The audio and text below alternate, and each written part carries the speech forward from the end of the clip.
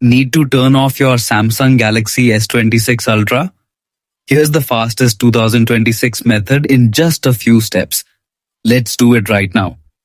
To get started, hold the power button and the volume down button at the same time for about 2 to 3 seconds. After a moment, the power menu will appear on your screen.